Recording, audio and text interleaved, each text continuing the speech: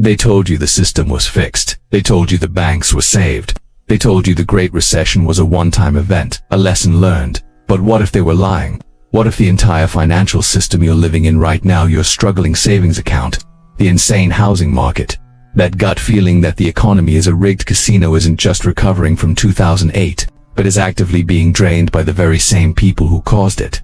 This isn't a story about the last crisis. This is the story of the next one. A crisis engineered in plain sight, funded by a debt bomb so massive it's hard to even comprehend, and propped up by a Federal Reserve scam so diabolical, most of our own elected officials don't even understand it. To see where we're going, we have to look back. Let's rewind to 1929. The stock market was the playground of the elite. Margin debt, borrowing money to buy stocks, was out of control. The public was sold a dream, pouring their life savings into a speculative frenzy. While the insiders knew the music was about to stop, the crash wasn't an accident. It was the inevitable popping of a debt bubble. The system was built on confidence, and when that confidence vanished, the whole house of cards came tumbling down. The result, the Great Depression, 25% unemployment, a decade of despair. Now fast forward to 2008, what caused it? Subprime mortgages, toxic loans were packaged into complex financial products and sold around the world. Greedy banks lent money to people who could never repay. The credit rating agencies, who were paid by the banks, slapped AAA ratings on this financial garbage, and when it all blew up, the banks didn't take the fall. You did. The Federal Reserve and the Treasury stepped in and bailed them out with trillions of your dollars. They socialized the losses and privatized the gains. Does that sound familiar? A debt-fueled bubble, built by Wall Street, exploding and leaving Main Street to clean up the mess. But here's where the story gets even darker.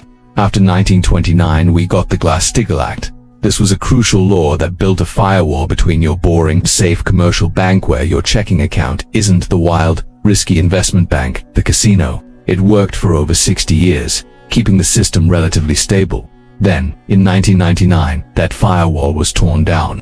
The very regulations put in place to prevent another 1929 were systematically dismantled. The casino was once again connected to the vault holding your life savings. Again, sound familiar?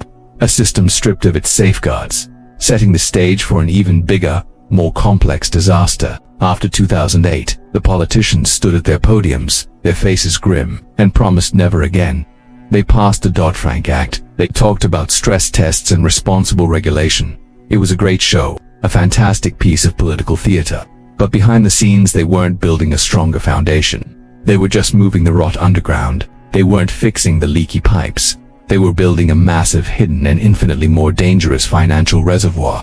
A reservoir that today is filled with over $20 trillion of debt, threatening to burst at any moment. You see the pattern, right? The illusion of a solution, while the real problem metastasizes into something far more deadly. So, how do they do it? How do you create a multi-trillion-dollar debt trap without the public having a clue?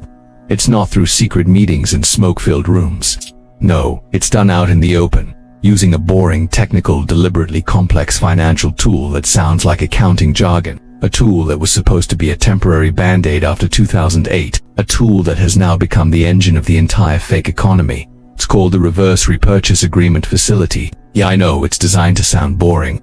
They want your eyes to glaze over, because if you understood what this really is, you'd be in the streets. This facility is the secret handshake between the Federal Reserve and the most powerful, unregulated part of our financial system, the shadow banking world. It's a mechanism that creates a permanent, risk-free slush fund for the ultra-wealthy, while simultaneously suffocating the real economy where you and I live and work. And the man who opened the floodgates, who took this temporary tool and turned it into a permanent, multi-trillion-dollar monster, his name is the key to understanding it all. You won't believe who it is, or the sheer audacity of the paper trail he left behind. The receipt is wilder than you think, and we're about to go through it, step by step.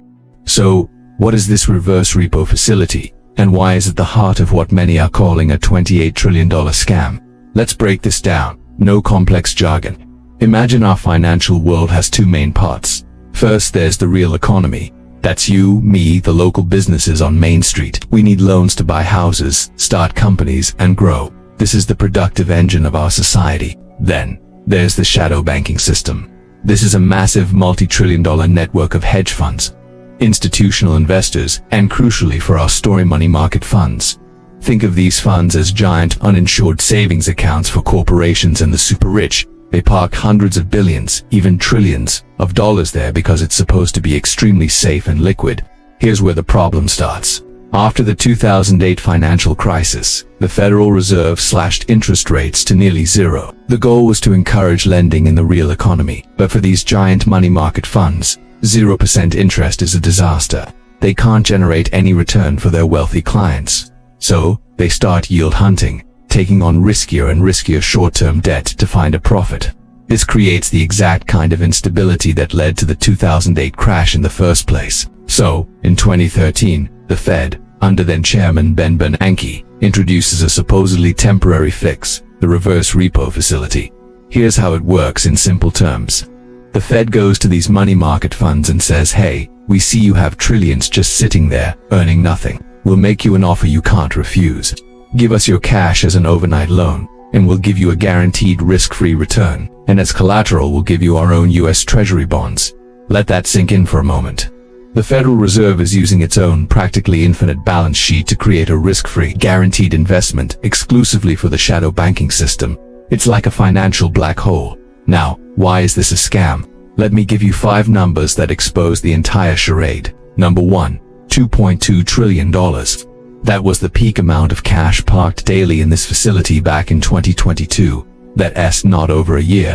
Every single day, $2.2 trillion that should have been available to circulate in the real economy was instead vacuumed up by the Fed and handed over to the shadow banks. This is money that could have funded small business loans, mortgages for families, but it wasn't. It was stuck in a risk-free loop designed for the elite. Number 2, the rate advantage. For years, the Fed paid these funds a higher interest rate on their overnight cash than any regular bank could offer you on your savings account. They literally created a 2-tiered financial system. One for the wealthy, with guaranteed returns directly from the Fed, and one for everyone else, with pathetic, near-zero yields. This is the very definition of what they call moral hazard. Number 3, 2014. This is the year Ben Bernanke's temporary facility was made permanent. The Band-Aid became a permanent organ transplant. The same man who presided over the 2008 bailouts institutionalized the very mechanism that could lead to the next, even bigger crisis. Number 4, 80%. It is estimated that over 80% of the cash held in these money market funds comes from large institutions and the ultra-wealthy. This isn't your grandma's retirement fund. This is a direct subsidy to the top 1%. It's a massive wealth transfer, hidden in plain sight, using the most boring-sounding financial tool imaginable. And number 5, $28 trillion, the granddaddy of them all. This is the estimated total size of the shadow banking system in the United States today. It's actually larger than the traditional banking system, and the Fed's reverse repo facility is the central pillar propping the whole thing up. It's the foundation for the entire everything bubble, in stocks, in real estate, in corporate debt. This is what you might call parasitic finance. The real economy, the host, is being slowly drained to feed a financial parasite that produces nothing but paper profits for a select few. Think of it this way. The Fed is supposed to be the heart of the economy. Its job is to pump blood credit to the organs that need it. Small businesses, entrepreneurs, you and me. But with this reverse repo facility, the Fed has attached a giant, artificial leech. It's sucking the fresh blood out of the arteries and pumping it directly back into the heart, completely bypassing the rest of the body. The heart is working overtime, the leech is getting fatter, but the body's organs, the real economy, are starting to starve. This is why you feel it. That sense of economic stagnation. The difficulty of getting a loan unless you're already wealthy. The feeling that the stock market is completely disconnected from everyday reality. It's because it is. It's an illusion, a phantom market, built on a foundation of Fed-backed funny money.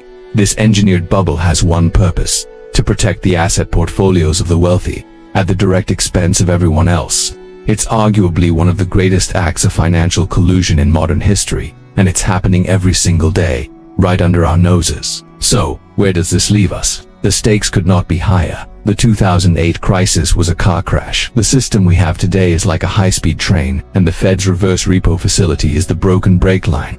The next crisis likely won't be a slow-motion collapse of subprime mortgages. It could be a digital, instantaneous bank run inside the shadow banking system. A run that could make 2008 look like a minor market correction, when one of those giant money market funds propped up by the Fed, suddenly can't get its cash back from a failing hedge fund, the entire domino chain could fall. And this time, the Fed's balance sheet is already bloated. Their magic trick has been exposed. They have no more rabbits to pull out of the hat. This is the ultimate lesson in denial.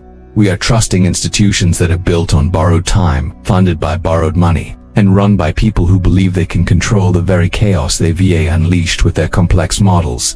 They are wrong. The only question left is, are we wiser now, or are we just walking the same path to destruction, just with better suits and more complex jargon? This isn't just about finance. It's about the future of this country. It's about whether we want an economy that works for the people who build it, or one that serves only the parasites at the top. If this video has connected the dots for you, if it's given you a glimpse behind the curtain, then I hope you'll share it. Help break the cycle of ignorance and force this conversation into the light. The $28 trillion debt trap is set.